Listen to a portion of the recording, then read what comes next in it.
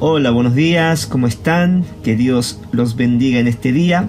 Bueno, continuamos con Daniel, capítulo 10, versículo 1 al 9.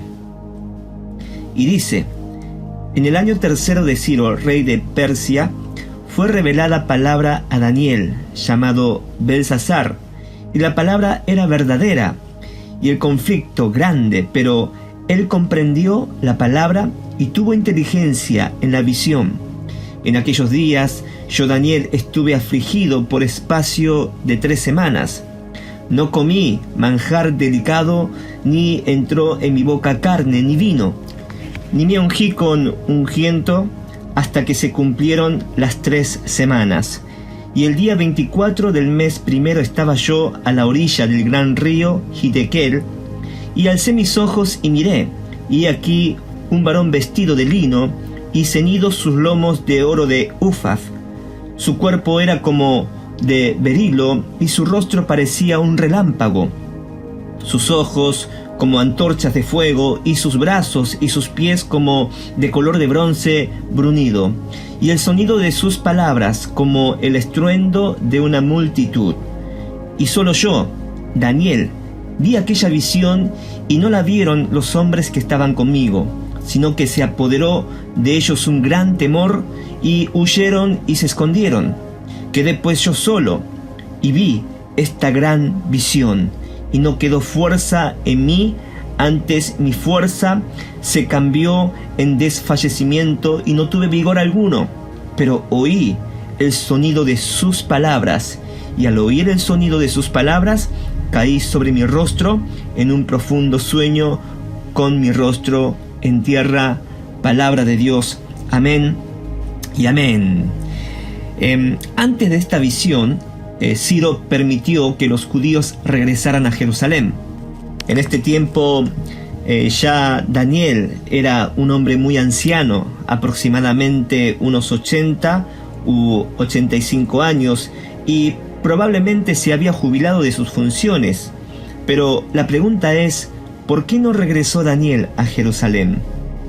Siempre cuando uno envejece, desea profundamente regresar a su tierra natal, ¿no?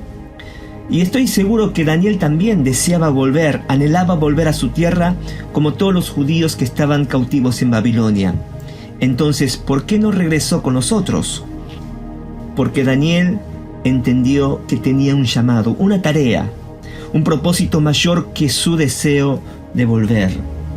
Me pregunto, si estuviera yo en su lugar, en el lugar de Daniel, ¿qué haría? Muchas veces las decisiones que tomamos tienen que ver más con nuestros deseos personales, si me conviene o no me conviene. Y Daniel quizás podía haber pensado, bueno, yo ya estoy muy anciano y jubilado, de 85 años, no tengo nada que hacer en esta tierra de Babilonia, puedo ir a mi tierra donde siempre anhelé. Podía haber pensado esto, pero Daniel opta por quedarse. ¿Por qué? Porque conocía cuál es su tarea primordial, el propósito de Dios para con su vida. ¿Conoces cuál es el propósito de Dios para tu vida? Y si la conoces, ¿estás dispuesto a responder aunque eso implique renunciar tus deseos y anhelos en esta tierra? Todos tenemos un propósito de Dios para esta vida. En el versículo 1 comienza diciendo que en el tercer año del reino de Ciro, rey de Persia, vino revelación profética a Daniel mientras buscaba al Señor en ayuno y oración. En las visiones anteriores Dios le había mostrado el futuro de Israel y los imperios gentiles a través de figuras e imágenes simbólicas. En esta ocasión Dios envía un ángel que le comunica la cronología de los eventos del futuro que afectaría a su pueblo hasta el fin de los tiempos. Ahora, repasemos los capítulos anteriores. En el capítulo 2, Dios responde a Daniel mediante la revelación del sueño de Nabucodonosor. En el capítulo 6, Dios envía un ángel para cerrar la boca de los leones. En el capítulo 9, Dios envía la más poderosa de todas las criaturas, el ángel Gabriel. Y en el capítulo de hoy, en el capítulo 10, Dios envía a su propio Hijo, el mismísimo Jesús. Daniel pudo ser parte de todos estos eventos sobrenaturales porque él era un hombre de oración. Dice en el texto que Daniel estuvo afligido por espacio de 3 semanas, es decir, había en Daniel un anhelo de recibir palabra de Dios, una respuesta de Dios. ¿Después de hacer qué cosa? ¿Qué fue lo que lo motivó a buscar a Dios, a buscar una respuesta de Dios en oración, en ayuno y oración? Si nosotros vamos al capítulo 9 del versículo 2, lo voy a leer en la NTV, dice que durante el primer año de su reinado, yo Daniel, al estudiar la palabra del Señor, según fue revelada al profeta Jeremías, aprendí que Jerusalén debía quedar en desolación durante 70 años. Versículo 3, así que dirigí mis ruegos al Señor Dios en oración y ayuno. También me puse ropa de tela áspera y arrojé cenizas sobre mi cabeza. ¿Después de qué comenzó a buscar a Dios en oración y ayuno? Después de estudiar la palabra del Señor, después de escudriñar, después de leer la palabra de Dios. Yo sé que a algunos les gusta orar que leer la Biblia, o leer la Biblia que orar. Pero no sirve si lees Biblia pero no oras. Tampoco sirve si oras pero no lees la Biblia. Porque siempre la oración tiene que ir alineado a la palabra de Dios. Es decir, cuando oramos sin leer la palabra de Dios, oramos solo para pedir por nuestras necesidades terrenales. Pero si leemos la palabra de Dios, vamos a conocer el propósito de Dios, el plan de Dios, el corazón de Dios y el motivo de nuestras oraciones hacia Dios. Por eso debemos leer la palabra de Dios. No solamente orar, sino que leer la palabra de Dios. O no solamente leer la palabra de Dios, sino también orar. Esto tiene que ir a la par. Ahora sí, después de leer el libro, Daniel hace un ayuno parcial en el que se privó de comer algunos alimentos específicos mientras buscaba al Señor en oración. No solo evitó ciertos alimentos, sino que evitó también el uso de ungüentos o perfumes. Al hacer esto, Daniel se estaba desprendiendo de cosas legítimas que podían dar confort. Su deseo era negarse a estas cosas como muestra de un deseo mayor, de un deseo superior en su interior, que es conocer la voluntad de Dios. Quizás muy diferente al ayuno que nosotros solemos hacer. Pregunto, ¿cuál es el motivo de tu ayuno y oración? He conocido cristianos decir, estoy ayunando para que Dios me dé un auto, una casa. Estoy ayunando para que pase rápido esta prueba o para que Dios supla mis necesidades. El ayuno y oración no es para eso.